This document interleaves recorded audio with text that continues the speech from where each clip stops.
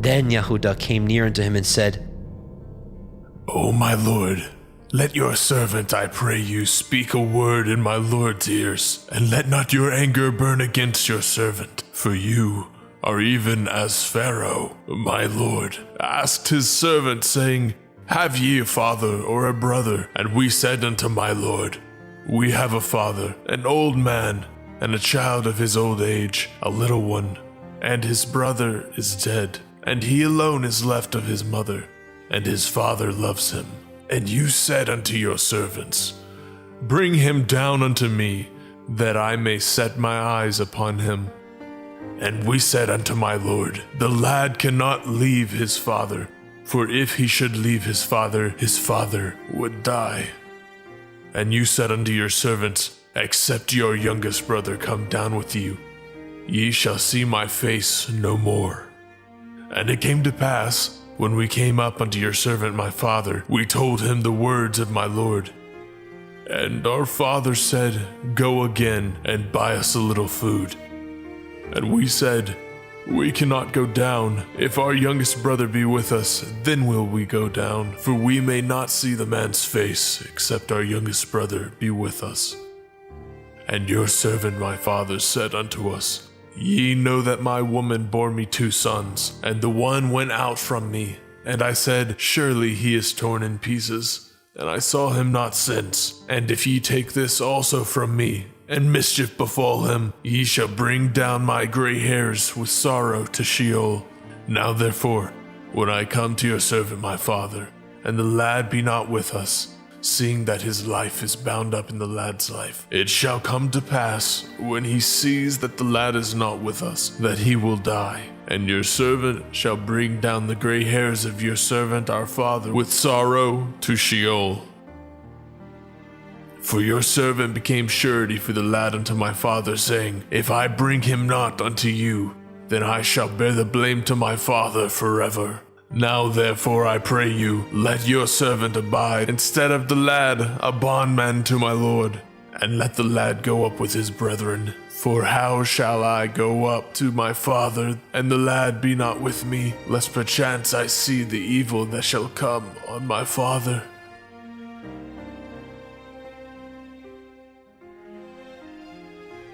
Bereshit, Genesis chapter 45.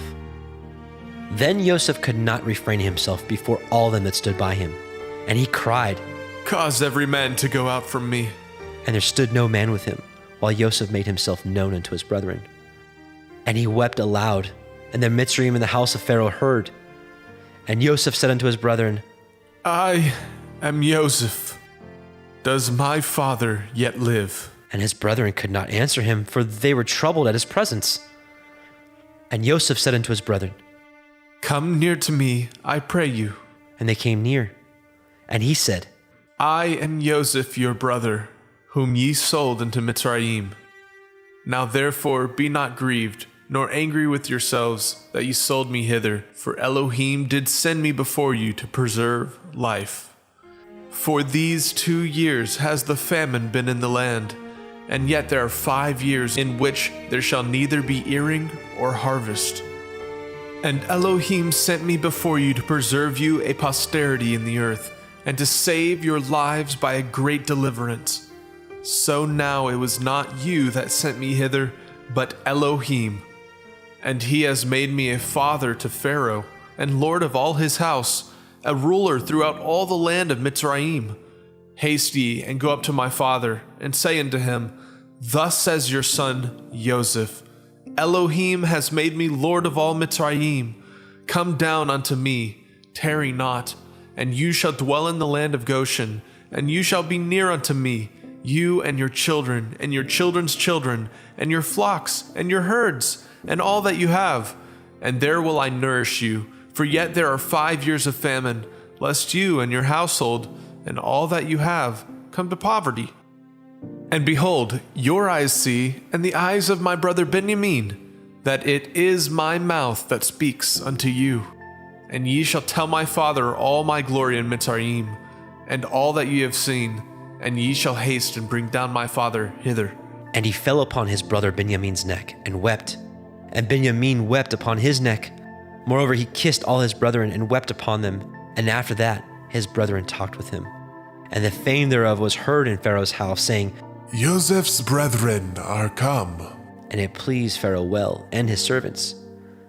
And Pharaoh said unto Joseph, Say unto your brethren, This do ye, lade your beasts, and go, get you unto the land of Canaan, and take your father and your households, and come unto me, and I will give you the good of the land of Mitzrayim, and ye shall eat the fat of the land. Now you are commanded, this do ye, take you wagons out of the land of Mitzrayim for your little ones, and for your women, and bring your father, and come. Also regard not your stuff, for the good of all the land of Mitzrayim is yours. And the children of Yashrael did so. And Joseph gave them wagons according to the commandment of Pharaoh, and gave them provision for the way. To all of them he gave each man changes of raiment, but to Benjamin he gave 300 pieces of silver and 5 changes of raiment. And to his father he sent after this manner: 10 asses laden with the good things of Mitzrayim, and 10 she-asses laden with grain and bread and meat for his father by the way. So he sent his brethren away, and they departed. And he said unto them, See that ye fall not out by the way. And they went up out of Mitzrayim, and came into the land of Canaan unto Jacob their father, and told him, saying, Joseph is yet alive, and he is governor over all the land of Mitzrayim. And Jacob's heart fainted, for he believed them not. And they told him all the words of Joseph which he had said unto them. And when he saw the wagons which Joseph had sent to carry him, the ruach of Jacob their father revived. And Yashrael said, It is enough. Joseph my son is yet alive. I will go and see him before I die.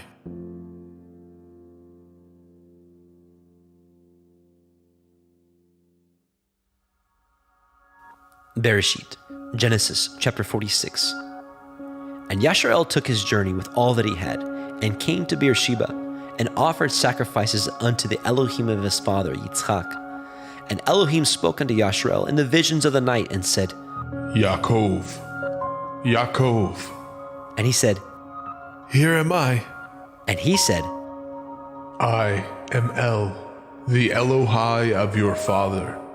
Fear not to go down into Mitzrayim, for I will there make of you a great nation. I will go down with you into Mitzrayim, and I will also surely bring you up again. And Joseph shall put his hand upon your eyes. And Jacob rose up from Beersheba, and the sons of Yashrael carried Jacob their father, and their little ones, and their women, in the wagons which Pharaoh had sent to carry him. And they took their cattle and their goods which they had gotten in the land of Canaan, and came in unto Mitzrayim, Jacob and all his seed with him, his sons and his sons' sons with him, his daughters and his sons' daughters, and all his seed brought he with him into Mitzrayim. And these are the names of the children of Yashrael, which came into Mitzrayim: Jacob and his sons, Reuben, Jacob's firstborn, and the sons of Reuben, Hanok, and Palu, and Chetzron, and Carmi, and the sons of Shimon, Yemuel, and Yamin, and Ochad, and Yakin, and Sochar, and Shaul, the son of the Canaanite woman. And the sons of Levi, Gershon, Kohath, and Merari. And the sons of Yehudah, and Onan, and Shelach, and Peretz, and Zerach. But and Onan died in the land of Canaan. And the sons of Peretz were Chetzron, and Hamul. And the sons of Yisachar, Tola, and Pua, and Yob, and Shimron. And the sons of Zebulun, Sered, Elon, and Yachleel. These be the sons of Leah, which she bore unto Jacob in Padan Aram, with his daughter Dinah. All the souls of his sons and his daughters were 33. And the sons of Gad, Tziphon, and Haggai, Shunai, and Etzbon, and Eri, and Arodai, and Arelai. And the sons of Asher, Yimna, Yishva, Yishbai, Beriah, and Serach their sister. And the sons of Beriah, Heber, Malkiel. These are the sons of Zilpah, whom Laban gave to Leah his daughter. And these she bore unto Jacob, even 16 souls. the sons of Rachel, Jacob's woman, Yosef and Benjamin. And unto Yosef in the land of Mitzrayim were born Manasseh and Ephraim, which Asenath, the daughter of Potipherah, priest of On, bore unto him. And the sons of Benjamin were Bela, and Becher, and Ashbel, and Gera, and Naaman, and Echai, and Rosh, and Mupim, and Chupim, and Ard. These are the sons of Rachel, which were born unto Jacob. All the souls were 14. And the sons of Dan, Hushim. And the sons of Naphtali, Yachzeel, Gunai, Yetzer, and Shilem. These are the sons of Bilhah, which Laban gave unto Rachel his daughter. And she bore these unto Jacob. All the souls were 7. All the souls that came with Jacob into Mitzrayim, which came out of his loins, besides Jacob's sons' women, all the souls were 66. And the sons of Joseph, which were born him in Mitzrayim, were 2 souls. All the souls of the house of Jacob, which came into Mitzrayim, were 70. And he sent Yehudah before him unto El Yosef, to direct his face unto Goshen. And they came into the land of Goshen. And Yosef made ready his chariot, and went up to meet Yashrael his father, to Goshen, and presented himself unto him. And he fell on his neck, and wept on his neck a good while. And Yashrael said unto El Yosef, Now let me die, since I have seen your face, because you are yet alive. And Yosef said unto his brethren, and unto his father's house, I will go up and show Pharaoh, and say unto him, My brethren and my father's house, which were in the land of Canaan, are come unto me, and the men are shepherds, for their trade has been to feed cattle, and they have brought their flocks and their herds, and all that they have. And it shall come to pass, when Pharaoh shall call you, and say, What is your occupation? That ye shall say, Your servant's trade has been about cattle from our youth, even until now, both we and also our fathers, that ye may dwell in the land of Goshen, for every shepherd is an abomination unto the Mitzrayim. Bereshit, Genesis, chapter 47.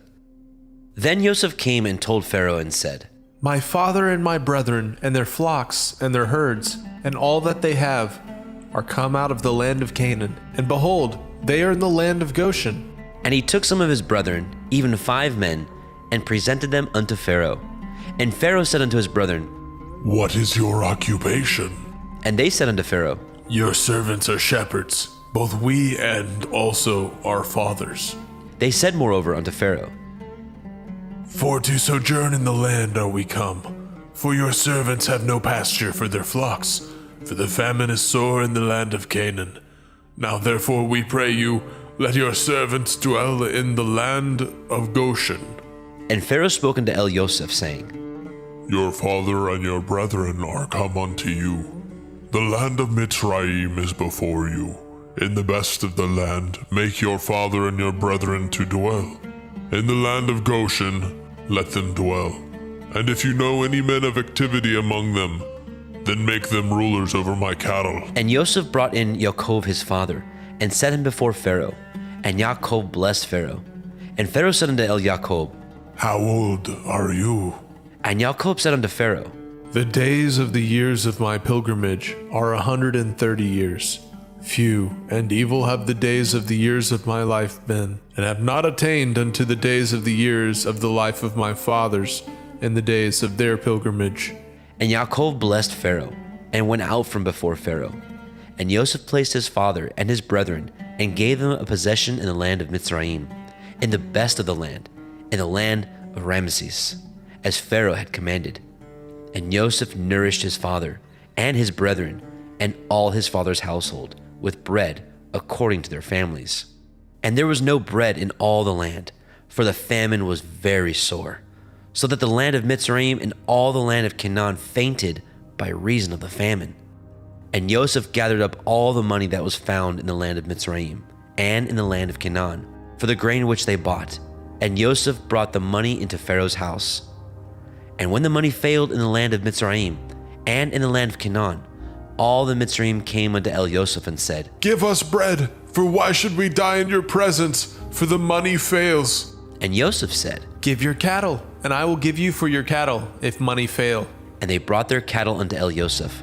And Yosef gave them bread in exchange for horses and for the flocks, and for the cattle of the herds, and for the asses.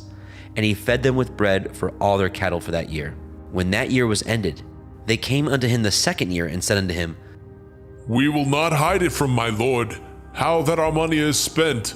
My lord also has our herds of cattle. There is not aught left in the sight of my lord, but our bodies and our lands. Wherefore shall we die before your eyes, both we and our land? Buy us and our land for bread, and we and our land will be servants unto Pharaoh. And give us seed, that we may live and not die, and the land be not desolate. And Joseph bought all the land of Mitzrayim for Pharaoh. For the Mitzrayim sold every man his field, because the famine prevailed over them. So the land became Pharaoh's. And as for the people, he removed them to cities from the one end of the borders of Mitzrayim even to the other end thereof. Only the land of the priests bought he not, for the priests had a portion assigned them of Pharaoh, and did eat their portion which Pharaoh gave them, wherefore they sold not their lands. Then Joseph said unto the people, Behold, I have bought you this day in your land for Pharaoh. Lo, here is seed for you, and ye shall sow the land. And it shall come to pass in the increase that ye shall give the 5th part unto Pharaoh, and 4 parts shall be your own, for seed of the field, and for your food, and for them of your household, and for food of your little ones. And they said, You've saved our lives. Let us find grace in the sight of my lord, and we will be Pharaoh's servants. And Joseph made it a law over the land of Mitzrayim unto this day, that Pharaoh should have the 5th part, except the land of the priests only, which became not Pharaoh's. And Yasharel dwelt in the land of Mitzrayim, in the country of Goshen, and they had possessions therein, and grew, and multiplied exceedingly.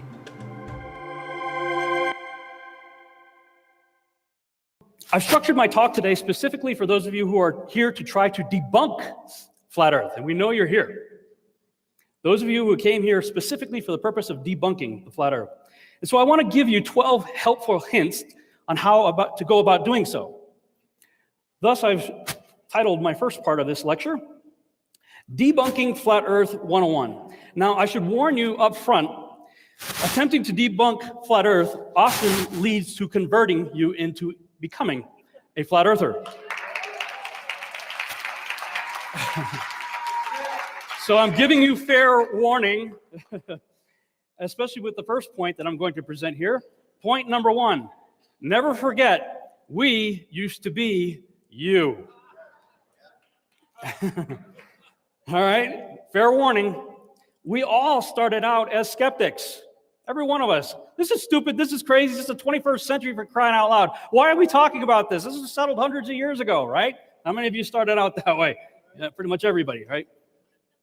We all had the same indoctrination you did. We went to the same schools. We read the same books.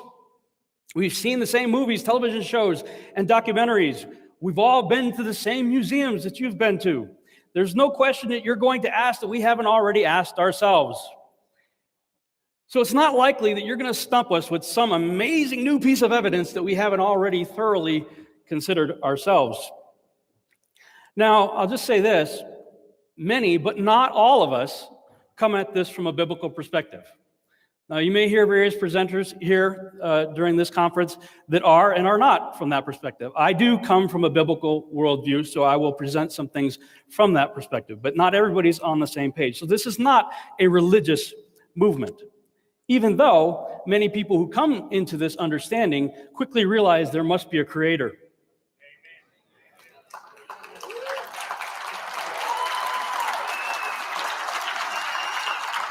Yeah. It's been an interesting side effect. You know, I was in the Army and we used to say there are no atheists in foxholes. Well, there are no atheists in a terrarium either. Somebody built this thing. Number 2, none of us belong to the Flat Earth Society.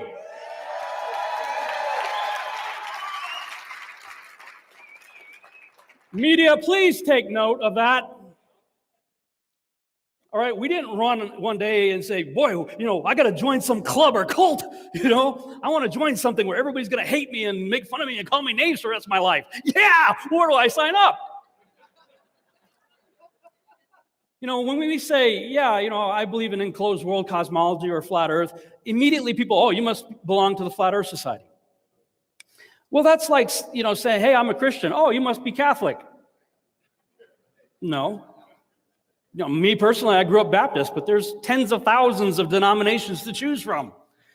Now, if you're going to call yourself a Christian, hopefully we all agree that Yeshua, or Jesus Christ, if you prefer, is the way, the truth, and the life, and no one comes to the Father except through him.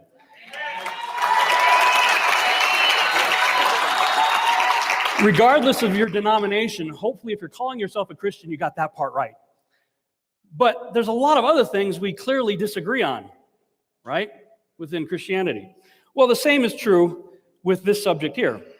We don't all agree, and there are several different models to choose from. You may even hear some of those here during this conference.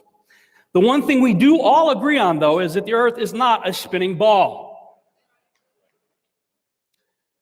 And for the most part, I would say this is a leaderless movement of independent researchers. Now, there are some people who want to take credit. I started this movement and blah, blah, blah. They have their own ego to work out, issues. But this is a leaderless movement. I mean, there's just people waking up all over the world just doing their own research. Therefore, you need to judge each of us on our own merits based on our own work. Don't judge me based on something Eric Dubay or Mark Sargent or Jaron Campanella or Bob Nodella or anybody else says. Likewise, don't judge them based on anything that I say, right? Judge each of us on the merits of our own work. Stop going to the Flat Earth Society and cherry-picking the most ridiculous claims they make and associating them with us as if that's what we believe. Most of us consider that website to be either controlled opposition or a joke. I can't tell you how many media news outlets, Christian and otherwise, that I've seen, the first thing they do is go to the Flat Earth Society and look for the most ridiculous thing they have on that website and then attach that to me or others. Don't do that. Relax, no one's fallen off the edge of anything. If it's flat, where are you going to fall off the edge? No. Look, just do a Google for the coastline of Antarctica. All right, most of us recognize that, at least in the model that we subscribe to, or a lot of us do anyway, that Antarctica forms the ice rim of the circle of the Earth. All right, so just do a Google for the coastline of Antarctica, and you'll see stuff like this. 100 to 200, 300 foot ice walls. No one's fallen off the edge of anything. So you can relax on that one. Okay, no one believes the upward floating disk theory of gravity. All right, this is important. Media, if there is anybody in the room from the media, please turn your attention up here. Stop what you're doing and look up here. You need to pay attention to this. Please do not put this in your presentation. Everybody watching, watch the screen. Do not put this in your presentation. We don't believe that. That's one of the stupid things you will find on the Flat Earth Society website. How many of you guys have seen news reports where they put the flat earthers believe that the earth is going upwards at 9.8, whatever? How many of you have seen that, right? Don't do that. If your goal is to try to make us look stupid, let me give you a hint. Our numbers are growing exponentially worldwide.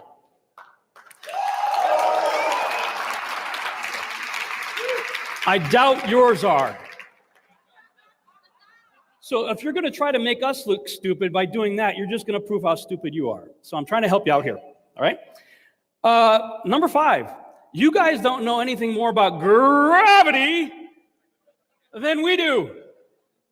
So stop pretending that you do. And if you don't believe me, here's one of your experts saying just basically the same thing. What is gravity? You have no idea. Okay, next question. Wow. No, here's the difference. We can describe gravity. We can say what it does to other things. We can measure it, predict with it. But when you start asking, like, what it is, I don't know. We look out in the universe, and 85% of all the gravity that's out there has some mysterious unknown source. We add up all the stars, the galaxies, the planets, the comets, the black holes, the dark clouds, everything out there that we can see, touch, smell, or taste. And it doesn't add up to give us the gravity that we see operating in this universe. So really, we should be calling it the dark force, because we don't know if it's made of matter. It could be a profound misnomer, sending people off in thought directions that might not really be the right path. So dark matter is just simply what we call this thing about which we know nothing, responsible for 85% of the gravity of the cosmos. It is the longest standing unsolved problem in modern astrophysics. Dark matter, dark energy. Everything we know about the universe, what we're made of, galaxies, stars, planets, that's all right here. So, according to this chart, we are 96% stupid. Well, at least they're willing to admit it. Now, here's the thing. Further back we look in the ancient record, the more we find massive megalithic structures all over the world. Sometimes even on top of mountains, rocks stacked so perfectly in irregular shapes without any mortar. And scientists look at this and they can't figure out how it was done. So, of course, it must have been ancient aliens, right? Or even people like myself have speculated and said, maybe it was done by giants. And while I suspect there may still be some truth to the latter, what if we've all got it wrong just based on a faulty premise? Consider, for example, the more recent case of the Coral Castle in Florida. In Search Of has investigated the mystery of many ancient monuments, the pyramids, Stonehenge, and Easter Island. A solution to these puzzles may be concealed in Florida's Coral Castle. This monumental structure was created by one man with his bare hands in the 20th century. What strange forces created this castle of secrets? Coral Castle has been called the eighth wonder of the world. This place is a fantasy garden and an engineering marvel. The blocks are cut and set with great precision, locked without mortar. At 30 tons, the greatest single stone in Coral Castle is twice as massive as any in the pyramids. Here are massive megaliths, huge astrological symbols, and structures whose purpose is a total mystery. Coral Castle was built not in ancient times, but in the 20th century. Most curious of all, Coral Castle was built in secret by one man, Edward Leedskalnin, a frail little hermit. With no modern machinery and with no help, he somehow hand-carved and lifted every single block, a total of 3 million pounds.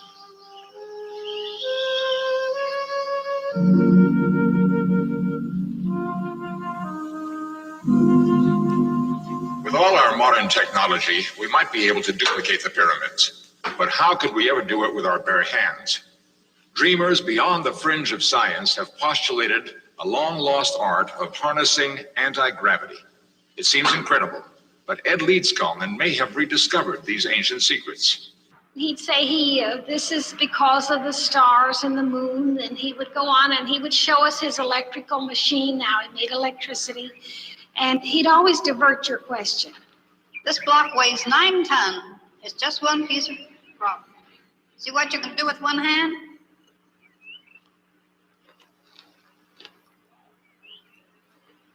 Crazy, huh? How many of you guys have heard of Coral Castle before? Pretty amazing. What if gravity is not what we've been taught to believe, the Newtonian Einstein theories of gravity? Not only did this guy build this whole thing by himself, I think it was like 10 or 11 years later, he had to move the entire thing. And he did. He moved the whole thing like in a couple of nights by himself. So clearly he understood something, and this is a new field of research for me, so I'm not going to really talk on it. I'll just kind of put it out there for you guys to consider. A few books that, as I started looking into electrogravitics and all that kind of stuff, found out that there was a lot of technical journals and military applications and things being worked on from the 1920s to the 1950s dealing with electrogravitics, anti-gravitics, anti-gravity, going all the way back to the 1920s. I started reading this book, Hunt for Zero Point, fascinating book, and he recommended some of the other authors and books that you see on the screen there. I would recommend you guys check that out too. Because perhaps what we think of gravity is a profound misnomer, as Neil deGrasse Tyson said, sending people on thought paths that may not be correct. And clearly, somebody in the ancient world knew and understood things a lot differently than we do.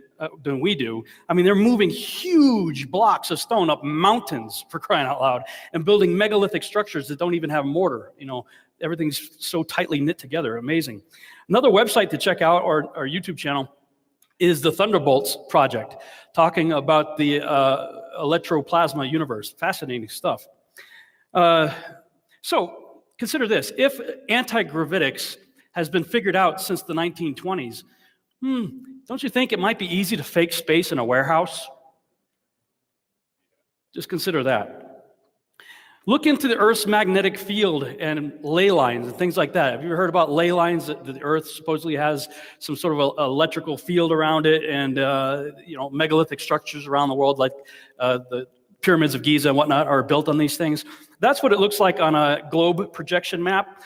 Somebody took the ley lines and put it onto the flat Earth map, and curiously enough, it ends up being the esoteric seed of life, flower of life, which just so happens to be the logo of the new flag of the planet Earth. You can look that up on flagofplanetearth.com. Interesting. Now, when it comes to electromagnetism, I'd like you to consider something else. I recently picked this up on Amazon, this interesting levitating, rotating, floating moon for about $20. Pretty cool, check that out. A self-illuminating moon floating, no problem. And I continued to look on Amazon and elsewhere. I found this on YouTube, this levitating clock. Now, if you read Genesis, the creation account, it says the sun, moon, and stars were put there for time and for seasons. This is a big clock that we're living on. That's why I so appreciate David Weiss's app that he's put together, because it illustrates that quite nicely. Now, if we can make toys and novelty clocks with this principle, I'm going to go out on a limb and suggest the absurd notion that it just may be possible that the creator could have come up with something similar. Just call me crazy. Okay. I think it's possible, though. All right. Number 6, you can't just insert flat Earth into the Copernican model of the universe. All right. How many of you guys have seen memes like this on Facebook and whatnot, right? They're like, flat earthers be like,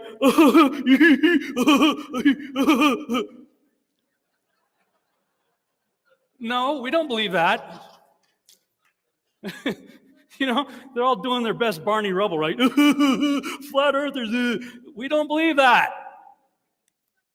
Maybe there are a few people out there who do, but at least most of the speakers that I know here, we don't believe that the Earth is just the pancake and everything else is, the same in the Copernican model. So stop using memes like that. Number 7, do at least some research into the founding of JPL, NASA, the Freemasons, Nazis, and all that good stuff, please. When you look into the founding of these organizations and look into like Project Paperclip and 1,600 Nazis being brought over, and they're being, NASA's being ruled primarily by Freemasons. And then you got, meanwhile, elsewhere, you got characters like this. Jack Parsons even made a TV series out of the guy, for crying out loud. He was a student of Aleister Crowley, the Beast, the most wicked man of the 20th century, who back in, I believe it was 1917, did ceremonial sex magic rituals called the Amalantra working, and supposedly ripped a veil in the, time-space dimension or whatever, and an entity came through, and he drew the picture of this entity. He called it Lamb. That just so happens to look curiously similar to the modern grays, alien grays of pop culture, which about, a few decades later, his student here, Jack Parsons, out there in the desert, I think if I remember right, it was actually in the region that later became known as Area 51. He was out there with L. Ron Hubbard, founder of Scientology, doing more ceremonial sex magic, the Babylon working, and shortly after that, we have, all the UFO lore and everything that came as a result of all of that. So I'm telling you, you need to look into the interesting partners of NASA, and it reminds me of the scriptures, 1 Corinthians 15:33. It says, do not be deceived. Bad company corrupts good morals. So when you have an organization run by occultists, Freemasons, and Nazis, what do you think the end result's going to be? And they also have some interesting affiliations with people like Arthur C. Clarke and, of course, Stanley Kubrick, which becomes very fascinating when we start looking into the Apollo missions. Let's move on here. Number 8, please, I'm begging you, learn what a fisheye lens is and what it does to images. Please. I can't tell you how many videos and pictures people send me, and they're trying to tell me I'm an idiot. You're such an idiot. Look, you'll get it. And they'll put out videos like this. The Earth is round, and here's the proof. Remember Felix Baumgartner? He jumped from the edge of space a few years back to perform the highest parachute jump ever. Well, that was on a live feed in front of hundreds of thousands of people, and you can clearly see the Earth's curvature. So yes, there is tons of proof that Earth is a sphere. So yes, there's tons of proof that I'm an idiot. Dude, that was Planet New Mexico, for crying out loud. All right? The same curvature was visible 5 feet before his feet hit the ground. So if you're going to come at me, you know, look at the curve. Sorry for that. It's cathartic for me to get that out every now and then. This is what these people send me all the time. They're trying to call me an idiot, and they're giving me that as their proof. Here's a little clue. If you see pictures like that, just complete the curve. Wow, look at that. Look how big Felix is. Jumping out over Planet New Mexico. I'm telling you, I mean, I had friends sending me stuff like this. This guy has a PhD, okay? He's sending me stuff with the footage from the Mythbusters, right? They supposedly went up in a spy plane, 75,000 feet or something, over planet San Francisco. And, you know, he's like, look beyond the flat earth gurus and their false claims. He says, a fisheye lens doesn't curve things that much. I'm like, no, he's got the same curve over the back of his head, 50 feet off the runway. Right? How many of you guys got this stuff from your friends and family? Right? All over the place. Learn what a fisheye lens is, for crying out loud. I mean, you got websites like this, physics.org, you have smart people, lab coats, right? Cloak of credibility, PhDs, letters after your name. All right? Students film breathtaking curvature of the earth using a high altitude weather balloon. You would have thought that the curved rope might have given them a clue. Something's wrong with this picture. Why did they just stop the video at 4 seconds in? Students prove curvature of the earth, 15 feet. Seriously, learn what a fisheye lens is. Meanwhile, flat earthers and others are sending up high-altitude weather balloons that don't have fisheye lens attached to them, and we're coming back with images like this.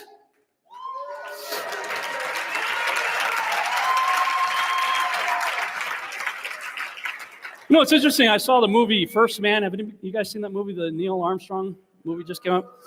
Oh, it was horrible. It was horrible. But in the opening sequence, he's in the X-15 jet there, you know, doing a high-altitude flight test. And I don't know if you guys caught this, but, I mean, his altimeter was showing like 140,000 feet and climbing. And incidentally, he was flying in a jet with the tail number 66672. Rather interesting. But they actually depicted the horizon just like that at almost 200,000 feet. Interesting. Yeah. Number 9, please realize you don't have a working map or model either. Those of you in the globe can't. I mean, you could just go look into this. You guys got well over 200 projection maps. You say, well, yeah, of course, Rob. That's what happens when you try to take a spherical object and map it out on a 2D map. Well, that's not my problem. I don't believe the Earth's a ball. That's your problem.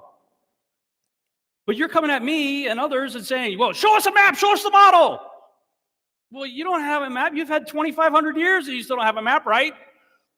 We believe the Earth's a globe, says Pythagoras and Eratosthenes. Okay, great. You've had 2,500 years. You can't get a map right yet? And when it comes to the model that you guys believe, you got your own experts saying stuff like this.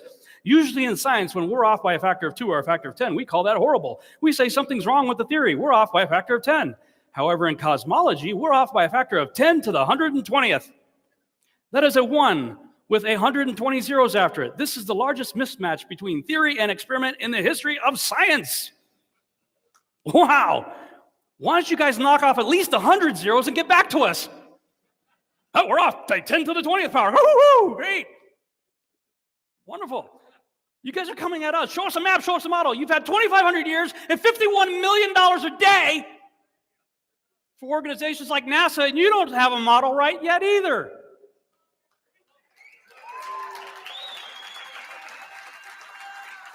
So if you don't have a map and you don't have a model that's accurate, how dare you come at us? We've had, what, 3 years and no money? And no resources? Give us a break. Number 10, like it or not, the Bible is a flat earth book from cover to cover. Thank you. I've covered this in depth, so I'm not going to go through that here. You can watch my presentation from last year or pretty much any of my videos online for that matter. But in summary, I would say from Genesis to Revelation, the earth is consistently described by Holy Spirit-inspired authors as fixed and not moving, spinning, orbiting, etc. Circular with edges, corners, pillars, foundations, etc. Under a dome within which the sun, moon, and stars were placed on day 4.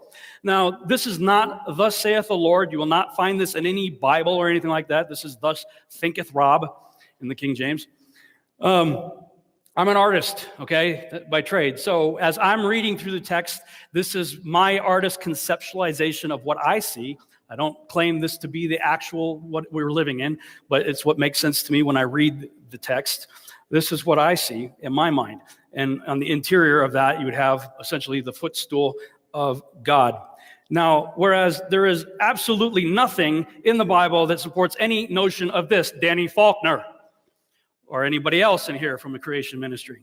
Nothing in the Bible even remotely supports any notion of this. No, by the way, Scripture says concerning the moon, he said God created 2 great lights, not one great light and a reflective rock. So I bought this recently online on Amazon. Pretty cool, self-illuminating moon. Scientists and creationists and modern theologians disagree, right? Because the Chinese could figure it out and God can't. Self-illuminating moon with shadowed craters and everything. Pretty cool. Get it, $20 on Amazon. All right, this is the bulk of my presentation right here. Most of your typical top X reasons videos are easy to debunk. How many of you have seen videos like the one at the top right here on YouTube? Top 10 reasons why we know the earth is round. Well, first of all, round doesn't just apply to a globe. I see a bunch of people sitting at round tables right here. So you need to lose that word. The video I'm going to show you, it took me a long time to do this. When I first started looking into this, long before I ever committed to what I believe now, I looked at these videos. I mean, like everybody else, I started out as a skeptic. I'm going to disprove this, start looking for videos and stuff, easy things to prove that the Earth's a globe, right? So you do a Google search, and that's one of the videos that pops up. It's got several million views. Top 10 reasons why we know the Earth is round. Back in 2015, early in 2015, I watched that video, and even before even considering becoming a flat earther, I thought, wow, I could easily debunk all of those. Not even being committed. So your top 10 reasons aren't that impressive. So what I did was I sat down, and I know a lot of others did the same thing. I started to show how they're easily debunked and did videos on it. And of course, brevity's never been my strong point. If you look up my videos, I got a playlist for the top 10 reasons. Somebody else, Seventh Day Truth Seeker, combined all of my videos. It came out to over 6 hours long. So I took those 6 hours and did my best to try to distill it down for something that I can use in this presentation. So for the next 45 minutes, you're going to see a condensed version of my debunking the top 10 reasons. If you want to see the rest of them, you've got 6 hours of time. You could watch the longer one on my YouTube channel. So here we go, debunking the top 10 reasons. Number 10. All the other planets and stars we've ever seen are round, and there's no reason to indicate that the Earth should be any different. Okay, that's an interesting assumption, but it's not a proof. It's like looking at a pool table and saying, wow, all the billiard balls are spherical. Well, that means the table must be too. Or looking up and seeing the lights overhead. Oh, the light bulbs are spherical, therefore the table must be too. No, that's not a proof of anything. Number 9. Time zones. Day and night happen at different times at different places on Earth. In fact, it's always day somewhere and night somewhere else. Okay, time zones. I think part of the problem is people who come from the spinning heliocentric globular Earth model, as soon as they hear flat, they just try to squish the Earth into a pancake and keep everything else the way it is in the heliocentric globular Earth model. Meaning, okay, now you just got this flat disk inside a solar system. and they try to apply the dynamics of the solar system in a massively huge sun 93 million miles away, over a flat Earth, and apply what they know in that paradigm to this paradigm. Well, that doesn't work. If we're on a circular, still flat Earth set on pillars under a dome within which the sun, moon, and stars were placed on day 4, according to the Bible, then the sun and moon are what's moving, and the stars are what are moving, not the Earth, and therefore they are a lot closer and a lot smaller. So I created this animation. You guys have probably seen this. A lot of people have used it in their videos and stuff like that. It got mirrored. Now, I stated right from the start this was not meant to be to scale. This one's a little better. I still think the sun may be a little bit too big, but you see the sun going over the equator here at an altitude of approximately 3,000 miles, according to this scale right here. And a lot of people will say, well, what is the sun acting like a spotlight? No, it's not acting like a spotlight. And to prove that, I'll bring in a little 3D object here, and I'll bring in a little dome on top of it here to show you that this light is throwing off in all directions, up, down, all around. It's not a spotlight. So all the critics out there, you can stop saying that. It's not shining as a spotlight. It's what's known in 3D as a point light that has been adjusted with a limited light throw attenuation. Now, shortly after I did that video, I was trying to figure out how the 4 seasons work, and you can see that video right here on YouTube, how the 4 seasons work on the flat Earth model. And that one was really interesting. I actually discovered this quite by accident, really. This video came as a result of me trying to figure out on the globe, how does the 24-hour sun work? And so I used Stellarium, which is heliocentric globe-based software. And this software, heliocentric globe-based software, showed the sun and moon speeding up and slowing down as it was creating these circles. And I just thought, well, geez, I wonder what that would look like on the flat Earth map, on the AE map. So I just superimposed it on that, and then I just flipped it horizontally because I'm looking down instead of looking up. And it actually showed the sun and moon going between the tropics and slowing down when it gets in the northern so-called hemisphere and speeding up when it gets in the southern hemisphere. But of course, the critics look at this and they ask a reasonable question. Does it change speeds? Because the circle's bigger out here in the wintertime going around the Tropic of Capricorn. So what is speeding the sun up and then slowing it back down? It was constantly changing directions and speeds with your model. Yes, it was. Again, heliocentric globe-based software created that. And interestingly enough, I found a video online that a guy went apparently on the Tropic of Cancer at a certain time of the year, on the equator, and on the Tropic of Capricorn, and videotaped the moon going across the screen. Now, he had it at double speed, and I made it a lot faster just for the sake of this video, but sure enough, the moon was moving at different speeds across his lens. Fastest over the Tropic of Capricorn, medium over the equator, and slowest over the Tropic of Cancer. I'd be curious to see how the Globers explain this. But at least the moon here reflected exactly what Stellarium, heliocentric globe-based software, had depicted. And I can only assume if the moon's doing this, the sun must be doing the same thing, though I'm unaware of any tests that have been done in that regard. Number 8. The Coriolis effect means freely moving things like cannonballs or hurricane winds are deflected to the right, but only if you're north of the equator. If you're south of the equator, they're deflected left. Okay, number 8. The Coriolis effect. Honestly, the whole thing falls apart if this place is not moving. If the Earth is not rotating, you could throw out all of the usual arguments for the Coriolis effect. And there's plenty of evidence to show that this place is not moving. So I could pretty much just end it right here. If the Earth is not rotating, and it's not, then you can throw out pretty much all arguments for the Coriolis effect. But we'll go ahead and get a little deeper into it. And I think probably a good place to start may be to talk about the Foucault pendulum. Here's a clip from a video that Eric Dubé put out called Debunking the Spinning Ball Earth. And in this video, he addresses the Foucault pendulum. In the mid-19th century, a Frenchman named Léon Foucault became famous for swinging pendulums and claiming their consequent motions were proof of the Earth's diurnal rotation. The showman sets motion, and bids the gaping world of thoughtless men and women to behold a proof that we are living on a whirling globe which is rushing away through space. But, since it has been found that, as often as not, the pendulum went round the wrong way for the rotation theory, chagrin has taken place of exultation, and we have a proof of the failure of astronomers in their efforts to substantiate their theory.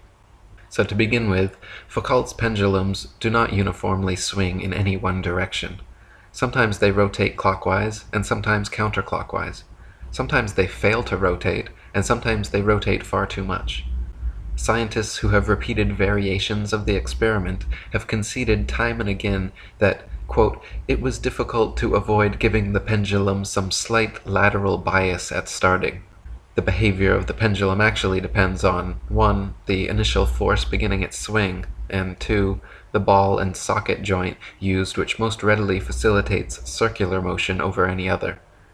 Okay, now this socket joint thing is rather interesting. About a year or two ago, I went to the Griffith Observatory in Hollywood, and so just below the dome there, you have probably one of the more famous Foucault pendulums here in the United States. Now, listen to what the tour guide had to say about how this thing works. If you're wondering how we keep it going with an electromagnet. Otherwise, due to air friction, it would slow down. We'd have to jump in there every hour or so and give it a push. But our electromagnet keeps it going even after we close at night. It keeps going and swinging back and forth even after we close. Not everyone realizes that they actually have a magnetic drive plugged into electricity that keeps them moving. Now, the only reason I know this is because I worked for a construction company that installed one. You may also want to just Google the Allais effect. I think that's how you say it. Allais, which describes how, oddly enough, solar eclipses can cause Foucault pendulums to do all kinds of weird stuff. Slow down, speed up, go backwards. Lots of interesting anomalies regarding the Foucault pendulum seem to happen when there's an eclipse. But wait a minute, I thought this thing operates because the Earth is rotating. And why should it care about the movement of celestial bodies that are the closest ones over 250,000 miles away, and the other one's 93 million miles away? So why does an alignment in the Copernican model affect Foucault pendulums? There's some interesting things to look at regarding this thing, and frankly, I'm convinced it's just a smoke and mirror parlor trick. Now let's go back to the Eric Dubay commentary. Also in the mid-19th century, another Frenchman named Gaspard Gustave Coriolis performed several experiments showing the effect of kinetic energy on rotating systems, which have ever since become mythologized as proof of the heliocentric theory. The Coriolis effect is also said to affect bullet trajectories as well. So as the bullet leaves the barrel of the gun, the Earth is still rotating, and the bullet is not rotating with the Earth. So the Earth will actually rotate out from underneath of the bullet while it is in flight. Coriolis errors are caused by the Earth's rotation. When a bullet is fired from a gun, it will take a certain amount of time to reach the target. While it is traveling, the target is dropping or rising according to the Earth's rotation. The motion from the Earth's rotation can be split into two components, one that is in the direction of the bullet's flight and one that is perpendicular to the bullet's flight in the vertical direction. For a typical long-range cartridge, the bullet flight time to 1,000 yards is approximately 1.5 seconds. The effect is negated when shooting north or south, and opposite when shooting east or west. When shooting east, the point of impact would be high, and when shooting west, it will be low. Okay. Allegedly, shooters have to adjust if they're shooting east to west because the target, supposedly is on a rotating Earth, and as soon as the bullet leaves the muzzle, it's going out in the air toward a target that is either allegedly rolling up over the ball toward you or rolling down and away from you on the ball, east to west, depending on which way you're shooting. Well, how could that be negated if you're shooting north or south? How could that be a non-issue? If you're having to chase a target or a target's rushing up on you because the Earth is rotating, then if you're shooting north or south, you should have to adjust either to the left or to the right because that target's also going to be moving in that direction. Because as we've just established, the target's supposedly moving from the west to the east. So they kind of just contradicted themselves, really. Beyond that, okay, the logic is because of the Coriolis effect of the Earth spinning, if you're shooting in a certain direction, that bullet that's traveling very fast within like 1 to 2 seconds, right? If that, I mean, really fast, is going so fast from the muzzle of the weapon to the target. The Earth moved so fast underneath that speeding bullet that you have to adjust to compensate it for it. And yet I could hover a helicopter for a half hour and the next state didn't show up. I mean, the Earth is rotating so fast that a long-range shooter has to compensate so his bullet lands on target, without missing it because it rolled away from him. Then airplane and helicopter pilots or frisbee and football throwers should have some major problems because that stuff's going a lot slower than a bullet. Why does the Coriolis effect affect most storms, but not all? It is true that hurricanes rotate one way in the so-called northern hemisphere and another way in the so-called southern hemisphere. But we've just established that the Earth is not rotating. So whatever is going on, it has nothing to do with the Earth's rotation. And I'm just going to put this forward for some consideration. I saw a video that Carly Sunshine put out where this woman just took like a plate and moved it across a pool, and it created these vortexes that were spinning in opposite directions and went all the way across the pool. So could it be that there is an ether that Tesla and many others believed in for a long time until Einstein came along and came up with a bunch of math problems to nullify the ether? That if there is some sort of medium through which the sun and moon are going, then maybe as these heavenly luminaries go through this ether, perhaps it creates some sort of current which makes the winds flow in very specific ways on either side of the path of the sun and moon. So maybe it's just the movement of these heavenly bodies going through the ether that are creating vortexes that just so happen to spin one way if you're on the inside of the circle and one way if you're on the outside. Either way, whatever's going on is affected by the equator. And maybe this is an easier way to visualize it. You see the sun moving along its happy path here, and it's creating in its wake opposite rotating vortexes as it goes. In the northern hemisphere, it's rotating counterclockwise, and the southern clockwise. And interestingly enough, I found this animation done by a YouTube channel called Tech Insider. And it says that it turns out tropical storms don't come to within 5 degrees latitude of the equator. Wonder why? And it says they will likely never cross it either.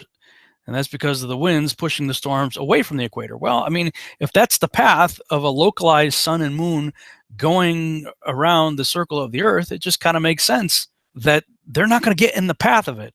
They're going to only be affected by, if you will, the wake that's left behind through the ether. Anyway, for me, the whole thing is resolved by the fact that the Earth is not rotating. Number 7, triangles. If you walk 10,000 kilometers straight along the Earth's surface, turn 90 degrees to your right, walk 10,000 kilometers more, turn right again, and walk another 10,000 kilometers, you'll be back to where you started, having successfully made a triangle with 3 90-degree angles. As any geometry student can tell you, this is impossible on a flat surface. So what? This isn't a proof of anything. You can make a 90-degree triangle on a ball. Ooh, wow. How is that a proof that the Earth's a globe? That's ridiculous. Guess what? I can draw a perfect circle inside a triangle. That means the Earth's a pyramid. This is a proof? All he proved is that you could draw a 90-degree triangle on a ball. Wow. Number 6. The sun, in general, gets lower and lower in the sky as you travel away from the equator, and you can use this to directly measure the Earth's curvature. Pick two places a few hundred miles directly north and south of each other, and at noon, measure the shadows cast by a vertical meter stick at each location. You can use the shadow lengths to figure out the angle between the sticks, and once you add in how far apart they are, you can calculate the Earth's curvature. Okay, this is basically a repackaged version of the Eratosthenes experiment, where if you assume you have a distant stationary sun, and that distant stationary sun is shining straight down on, let's say, a stick or an obelisk, so there's hardly any shadow at all. The shadow is like, right in line with the pole itself going into the ground. And then, at some distance, let's say to the north, there's another obelisk or stick in the ground, and the distance between the two, and that one's casting a longer shadow. Well, you'd say, well, the only way that's possible is if the Earth is on a globe. Reasonable assumption. And actually, as a mathematician, it was a brilliant deduction. However, the same thing works if you've got a sun that's small and localized and moving over the Earth, that you could get a shadow like that. I mean, I created this model right here that shows exactly that. They got the little point light over an obelisk here, then I move it over, and look at how the shadows change. Boys and girls, it doesn't require the Earth to be a globe. Number 5. The stars at night change as you go north or south. For example, Orion is upside down if you're in Australia. Ooh, wow. Okay, please pay close attention now, because I'm about to show you something really complicated. Are you ready for it? Here it is. Wow, that's amazing. But it didn't require me being on a ball. So that's a stupid reason. Number 4. Ferdinand Magellan, and many people afterwards, circumnavigated the Earth. That means he left headed west, continued going west, and came back to where he started, still going west. Actually, Magellan was dead, but one of his ships, led by Juan Sebastian Elcano, finished the journey. Yeah, this is one that comes up a lot. Oh, people have circumnavigated the world going east or west. Well, so what? That's if north is your center on a disk, I mean, you're navigating the same way either way. So let's say you're on a ball and you want to go east. Well, you keep the compass heading north 90 degrees off to your left, and you start walking. If you want to go west, you keep it 90 degrees off to your right, and you keep walking. You're using the north to determine what is east and west. Well, same thing on a circle. Circumnavigation on a circle is exactly the same as circumnavigation on a ball. Number 3. The horizon. Ships on the ocean or tall Chicago buildings viewed over Lake Michigan disappear bottom first. And you can see the sunset twice if you watch it lying down and then quickly stand up. The simple fact is, if the Earth were flat, there wouldn't be a horizon beyond which things could disappear. So from across Lake Michigan, you'd be able to see all of Chicago, as well as the Rocky Mountains. Now, what's interesting about this video is it was done December 28th, 2012. So good 3 years or so before the whole flat Earth thing. But no, you wouldn't be able to see all the way to the Rockies because there exists this crazy thing called our atmosphere. It's quite dense, and so much the more so when compounded over long distances. As for the Chicago skyline being seen from the other side of Lake Michigan, it is very interesting that this picture would show up about 3 years after the Top 10 Proofs video was done. Then, of course, we had the weatherman saying, and what you're seeing here is a mirage. So Rick Hummer and I got in a boat and we proved that it was not a mirage, but the actual city. Of course, we had plenty of criticism, though, such as, at a viewing height of 6 feet, we calculate that 2,166 feet should be below the horizon at 60 miles. So they are right that the entire city of Chicago should be completely hidden. And it is hidden nearly all the time, but sometimes it can be seen from that far away due to a type of atmospheric light refraction phenomenon called a superior mirage. A superior mirage is caused by colder air below warmer air, which bends the light around the curve of the Earth. This event sometimes makes the news for the very reason that it is a rare occurrence. If the Earth was flat, you could see the buildings on any clear day, not just rarely when the conditions are right for refraction. Flat earthers use these rare events to try to prove the Earth is flat, but that makes no sense. It's called cherry picking. You don't get to pick the anomalies that seem to agree with your views and ignore the common observations that don't, and still call yourself an honest investigator. That is intellectually dishonest. Gotta love the critics. Okay, so I'll show you more about what I think is going on with atmospheric lensing shortly. Until then, let's see who's going to pick and choose what common observations they're going to accept and or ignore. Here's an interesting video I saw online regarding a full day time-lapse revealing superior mirages. Now, this is quite extraordinary, actually. This is from skunkbayweather.com, September 7th, 2012. Notice the buildings and the shoreline here over on the left. Keep your eye on that. Just watch that, and the mountain in the background.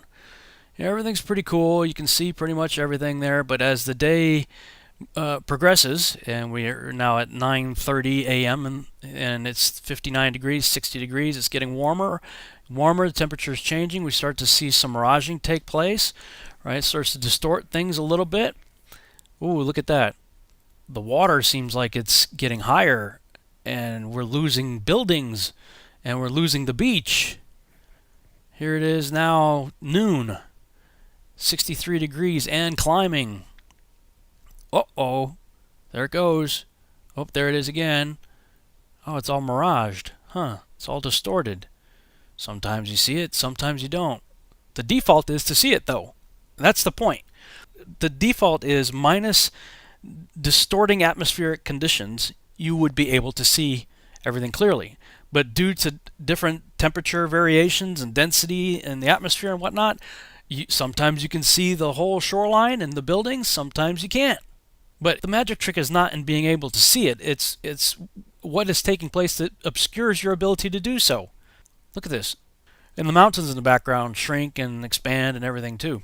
Look at the comparison right here. The one on the right at 5:44 p.m., 63.5 degrees Fahrenheit. Can't really see anything on the left shoreline there. And on the left at 9:43 a.m., when it was 59 degrees Fahrenheit, we can see the shoreline, we can see buildings, trees, all kinds of stuff.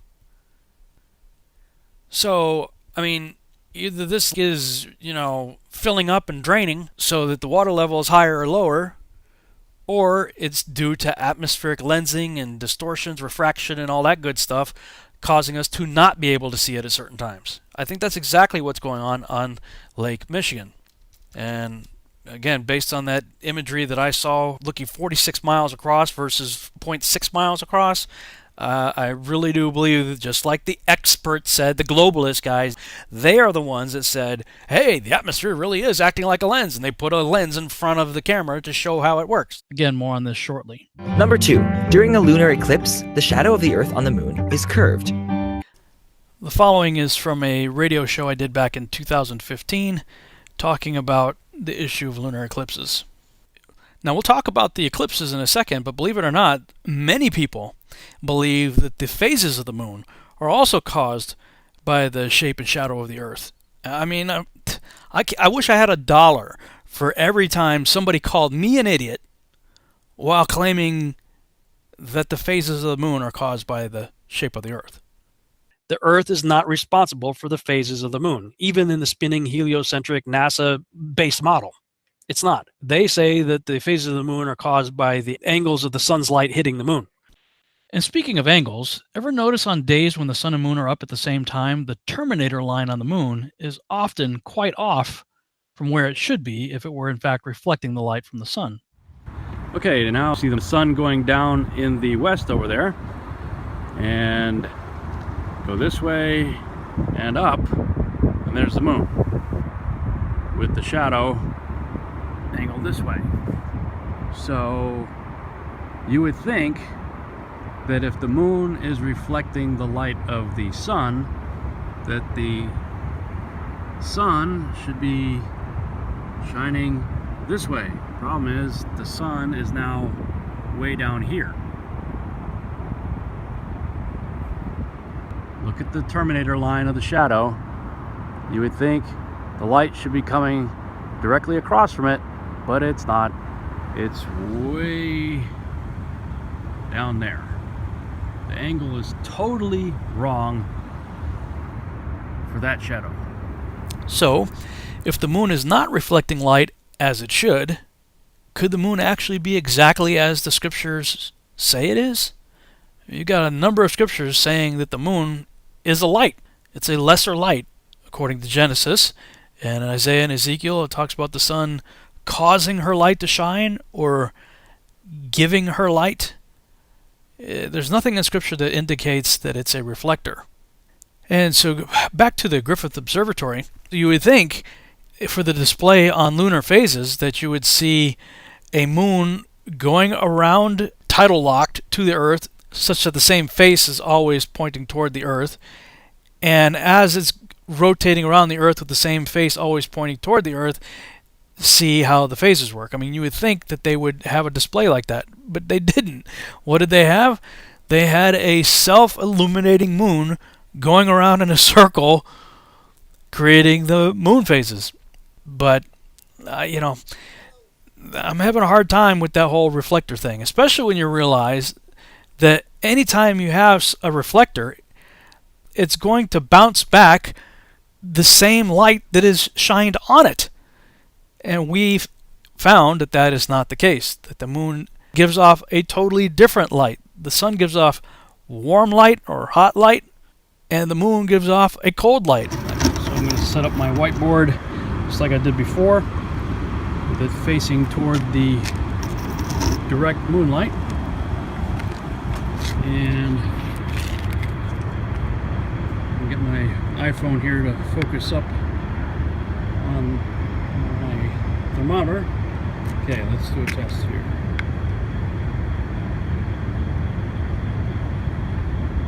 And it's 80.9 degrees in direct moonlight. And shooting underneath here,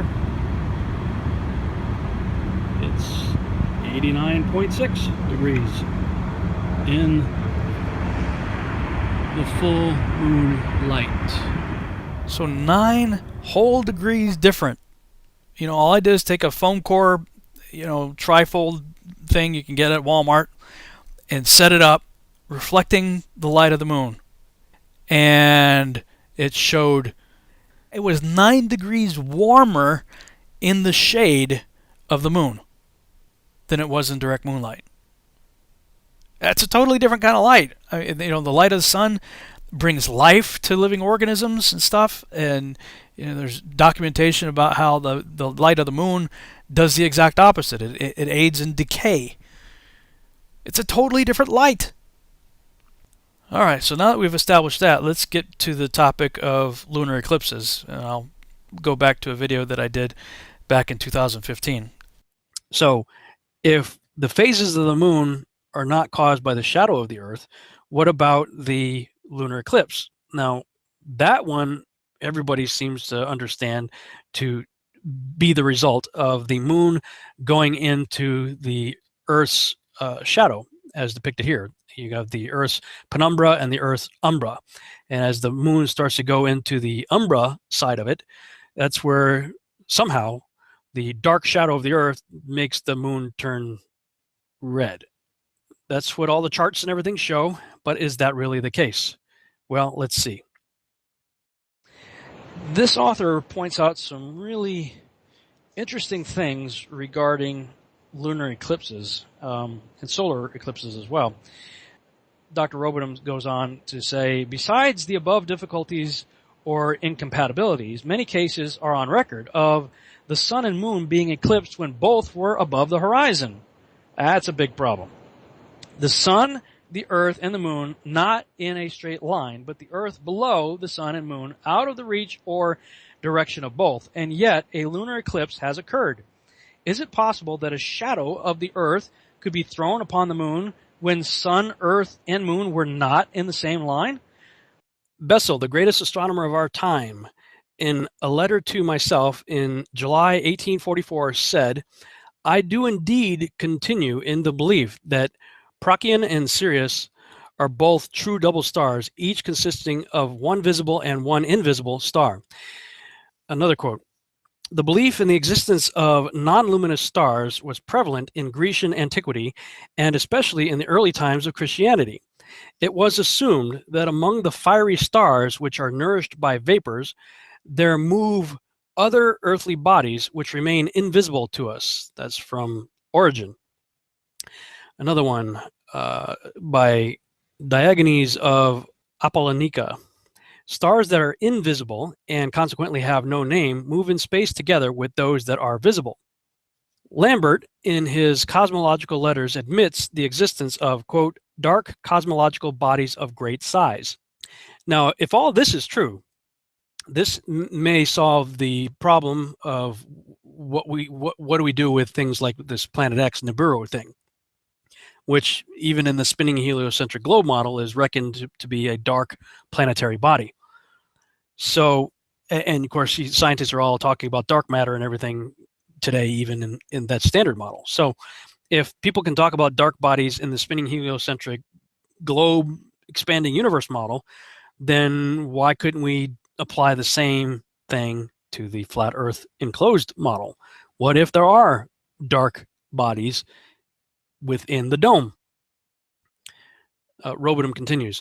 We have now seen that the existence of dark bodies revolving about the luminous objects in the firmament has been admitted by practical observers from the earliest ages, and that in our own day, such a mass of evidence has accumulated on the subject that astronomers are compelled to admit that not only dark bodies, which occasionally obscure the luminous stars when in conjunction, but that cosmological bodies of large size exist, and that, quote, one at least is attached as a satellite to this Earth, end quote.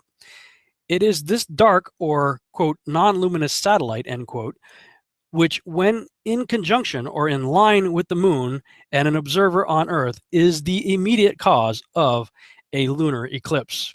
So if nothing else, here's some things to think about, okay? I'm finding evidence both scientifically, at least from the 1800s, people writing in various scientific journals, as well as historical accounts of, the ancients talking about a dark body that could be responsible for causing the moon to go into lunar eclipse.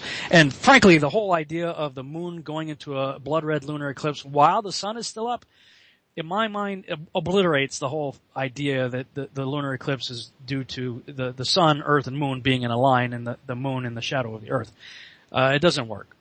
And to the west, we have the moon in a total lunar eclipse. It's blood red. See that? So how can there be a lunar eclipse? How can the Earth be causing that when the sun is up over here? I also had the chance to observe an interesting blood red lunar eclipse on September 27th, 2015. And when I did, the so-called shadow of the Earth didn't appear on the moon as it should have. Whatever eclipsed it came from the wrong direction. Here's a clip from the video I did on that. It's where the moon popped up.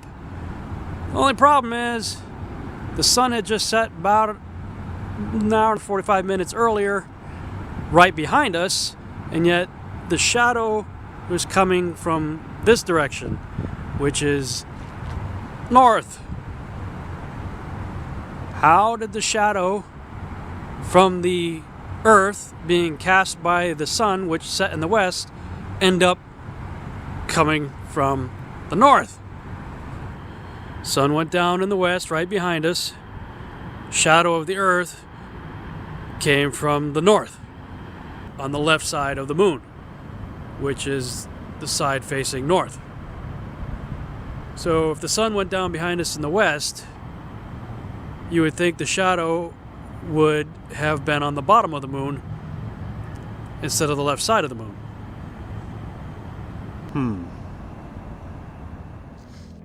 And number one, we know the Earth is round because we have photographic evidence. The photographic evidence. You would think this would be the slam dunk for the Globe Camp. Unfortunately, it is anything but that. In fact, the more you look into the issue of alleged photographic evidence, honestly, the worse it gets. Here's a clip from my introduction to the topic that I gave at the Edmonton Flat Earth Conference. And in the process of looking around in videos, I stumbled across this guy right here, Matthew Boylan. right? And he has this whole presentation where is it a painting or is it a picture?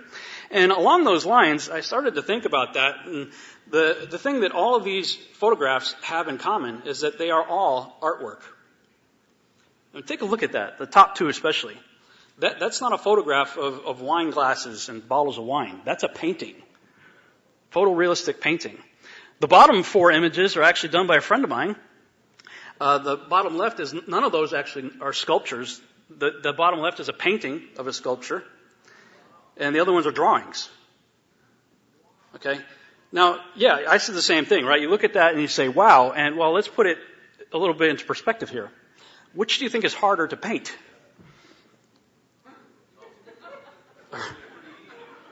Yeah, I mean, just looking at the wine bottle ones, or any of them really, I'm like, the ball earth right there pales in comparison artistically. So I started to think about what this guy's talking about, his stand-up routine. I'm going, I gotta say, he makes a compelling case. Well, they come right out and tell you, actually. I'm a visualization scientist. I basically try to come up with ways of explaining complex science stories through the visuals and developing artwork and illustrations that actually can help explain the science story to people. For decades, popular culture and shows like Star Trek inspired a generation of scientists by envisioning what space might look like. But wait, what does space actually look like? Heart nebulas, celestial collisions, a bird's eye view of the Milky Way, astronomers are charting the outer reaches of the cosmos and bringing back jaw-dropping images from telescopes like Hubble and its infrared cousin Spitzer. If you look down at the bottom of that Milky Way image, you'll see these two words: artist concept. This sweeping image of the Orion Nebula actually looks like this. And the TRAPPIST-1 star system, the latest discovery of 7 potentially habitable exoplanets that made national headlines, it's really only a box of gray and white pixels. You see, space art is part of NASA, and it has been since before we went to the moon. Just something to think about. So is this just one more piece of space art? Good question. This picture was allegedly taken from Apollo 17, and it is by far the most powerful sphere of influence ever found in a single image, pun intended. But is it authentic? Well, first you have to determine if the Apollo programs were legitimate. If this is new to you, I'd suggest you watch these videos right here. Then spend a lot of time on the website aulis.com, AULIS.com, and look at all the evidence that is presented there, which more than suggests that the Apollo program was a fraud. Now, as a former NASA fanboy myself, I have to say that was a really hard pill to swallow. But over the last few years, I've become more than convinced that we never went to the moon. And this belief was only further solidified the more I began to analyze the pictures allegedly shot on the moon. I have to say, I don't think they counted on Photoshop. Because you can take these images into image processing software such as Photoshop, adjust the contrast, and see stuff like this. Strange masks and rectangular boxes around the Earth. I even found one on the Apollo 17 mission itself, right here on the NASA website, Scientists on the Moon. Click on this picture right here.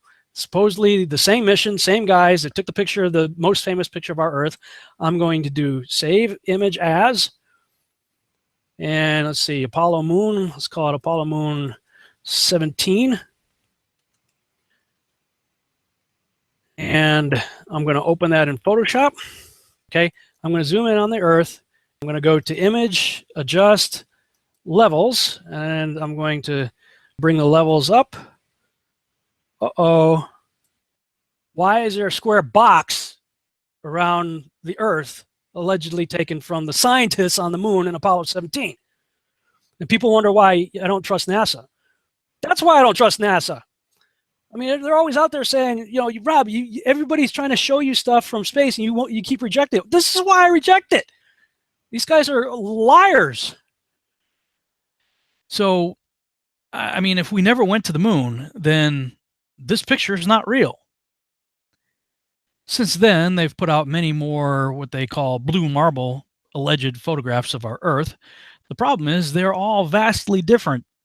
The continent sizes change from year to year. The colors change. There's no consistency. The most famous one of the blue marbles was the one done in 2002.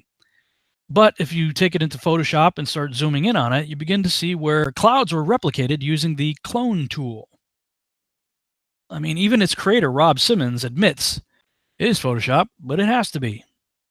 And when you look into time-lapse videos, it's just as bad, if not worse. Here's the one that got me questioning everything. You can check it out on the JPL website. Supposedly, it was shot from the Galileo space probe back in 1990. Well, I mean, the first thing that caught my attention was none of the clouds are moving. I could take my camera outside, point it up at the sky for an hour, speed it up in my computer, and see the clouds doing all kinds of stuff. But on that day back in 1990, this didn't happen anywhere in the world. And NASA and JPL are bad enough, but the stuff coming from other countries isn't any better. In 2008, this video was put out allegedly shot from a Japanese satellite. Besides looking pathetically amateur, where are all the stars? I mean, look, we get all these images from Hubble, right? Space is full of stars, beautiful colors, nebula, stuff like that. Every time we watch a sci-fi movie, the planets are hanging there against the backdrop of zillions of stars. But when it comes to any alleged satellite imagery of our Earth, we never see any stars. Even HD footage like this, you can beef up the contrast and look. I mean, HD's got a lot of information. There's no information in this video for stars. I mean, it should look something like this, but it doesn't. Later, I saw this video from 2011. I think it's supposedly from a Russian satellite. And it also allegedly represents a real time-lapse of one full day of the Earth. And when I compare this with the one from 1990, both, again, full-day time-lapses, the striking difference becomes obvious. I think what we're seeing here is merely the advancement in computer animation technology over the course of about 20 years. And here's an example of that technology. This is 100% CGI and admitted to be such. And then we have what I call the bozo Earth of 2015. And just like back in 1990, once again, the clouds aren't morphing. You can back it up, freeze frame it, go back and forth with it. You'll see the clouds aren't morphing, changing, or anything. They are just following the ball as it rolls around in a time-lapse animation. And don't even get me started on all the problems with this moon. I've got longer videos that deal with that. So if we put them all together, once again, when it comes to time-lapse videos, just like the still imagery, there's no consistency. Over and over and over again, I was finding doctored imagery and or stuff openly identified in the fine print as being a composite image or some form of CGI. The question is, why? Suffice to say, we simply cannot trust imagery from NASA or any other nation's space agency.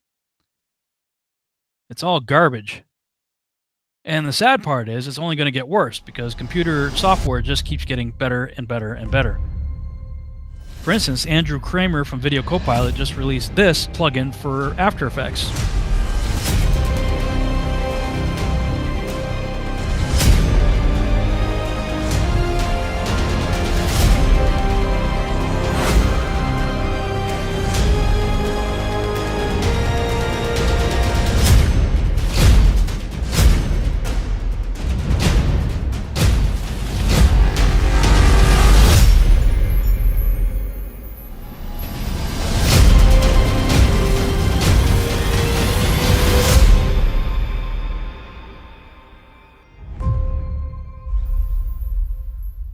Alright, so there's a lot of really cool things that you can do with this plugin, and you'll be even more amazed when you see how fast and easy it is to use.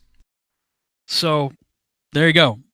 You just can't trust what's coming. They say, fool me once, shame on you. Fool me twice, shame on me. Well, I mean, if someone continues to believe a proven pathological liar, well, then they're an idiot. So, I'm saying, let's not be idiots here. These people have proven themselves time and time again to be fraudulent. Once you realize the Apollo program was bogus, start looking into the space shuttle program. There's a lot of interesting things about that. And then, of course, start looking into the ISS.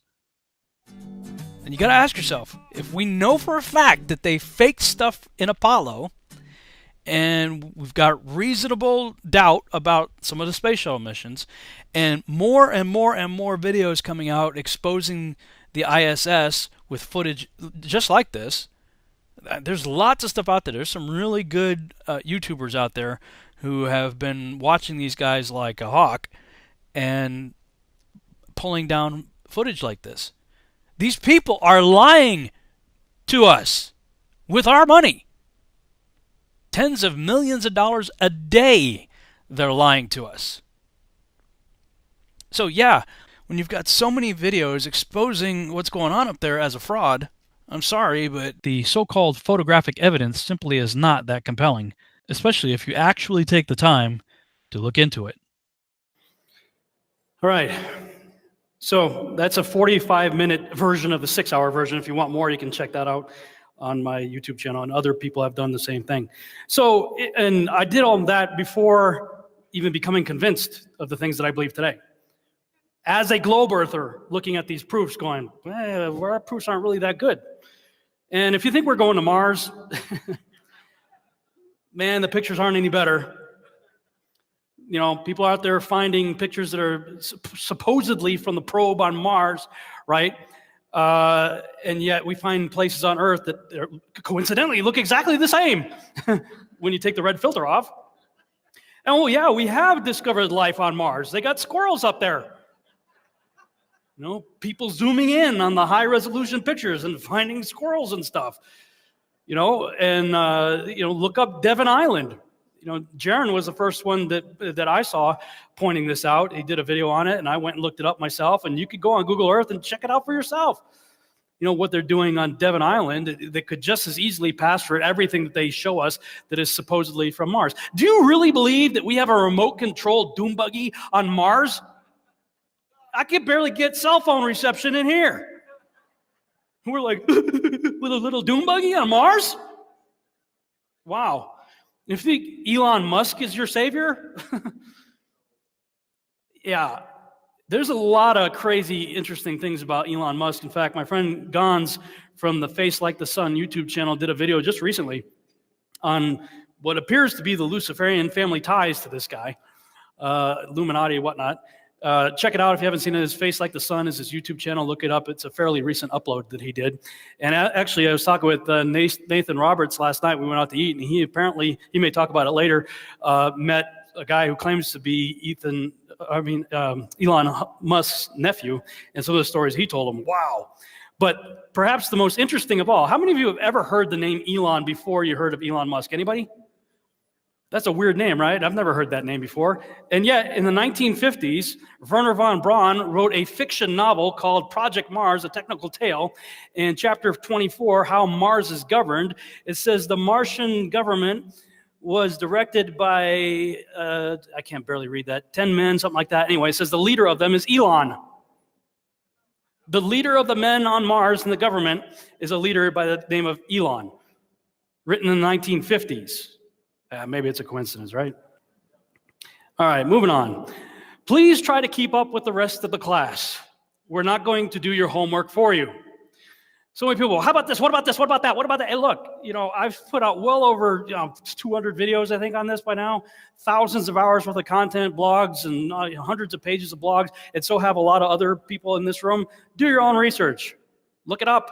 We're not going to do your homework for you. All right, look those things up. And don't make the mistake when you're doing your homework of assuming there's only one solution to any given problem. For instance, if the observed outcome is 4, don't assume that 2 plus 2 is the only way to get there. There are many other ways to arrive at 4, aren't there? Sure, 2 plus 2 is not the only way to get to 4. So the point is there can be many other equally valid explanations for some of the observations that we make. Now, this brings me to part 2. When it comes to doing your homework, here's your first assignment. Start doing your own terrestrial-based observations. Thanks so much for watching. I hope you enjoyed this video presentation. If you did, please subscribe to my YouTube channel, like the video, and share it on your favorite social media sites. There's a lot more to come, so stay tuned and we'll see you back next time.